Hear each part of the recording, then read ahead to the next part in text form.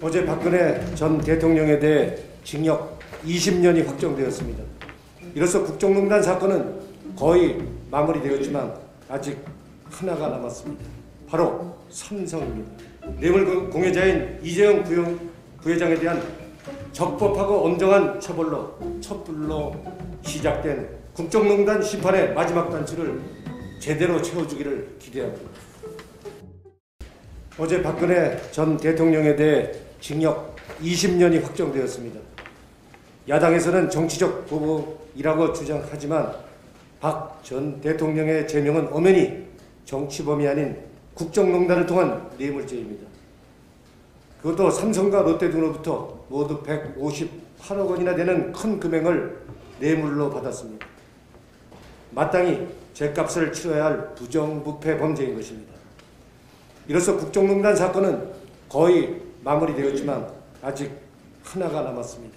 바로 삼성입니다. 다음 주 초 이재용 부회장의 파기환송심 선고가 잡혀 있습니다. 뇌물을 받은 사람이 엄중한 처벌을 받게 된 만큼 준 사람 역시 엄하게 다뤄져야 할 것입니다.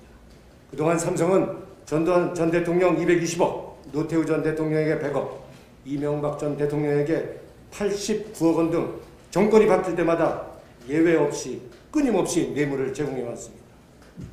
그런데 재판부는 법적 근거도 없는 준법감시위라는 듣도 보도 못한 기구를 만들어서 기업의 반복되는 비리를 막을 개선책을 주문했는데 이는 이재용 개인의 승계를 위한 뇌물 처벌과는 전혀 별개의 것이어야 합니다.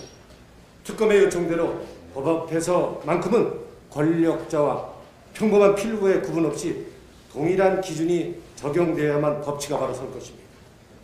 뇌물 공여자인 이재용 부회장에 대한 적법하고 엄정한 첩불로 시작된 국정농단 심판의 마지막 단추를 제대로 채워주기를 기대합니다. 지난 연말 국민의 기업이라는 포스코에서 한 달 만에 5명의 노동자가 사망한 것과 관련해 고용노동부는 포스코 포항제철에 대해 약 한 달간 안전보건조치 준수 여부를 감사했습니다.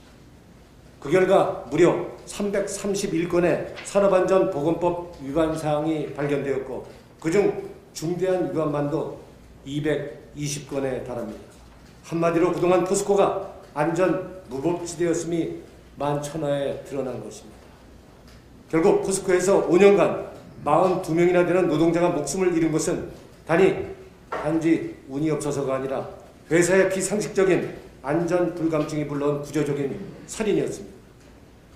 여기에 최근 8명이 집단으로 산재를 신청한 노동자들의 직업성 암 발병까지 사실로 인정된다면 포스코는 그야말로 살인 기업이라고 해도 과언이 아닐 것입니다.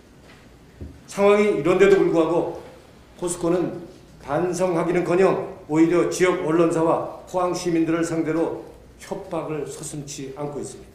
정부에 요구합니다. 더 이상 노동자의 생명을 위협하는 포스코를 방관해서는 안 됩니다. 노동부와 환경부의 대대적이고 적극적인 합동조사를 통해서 작업 환경과 주변 지역에 대한 안전사항과 유해물질 유출에 대해 상세히 조사하고 조치해서 노동자의 생명과 안전을 지켜주시기를 바랍니다. 이상입니다.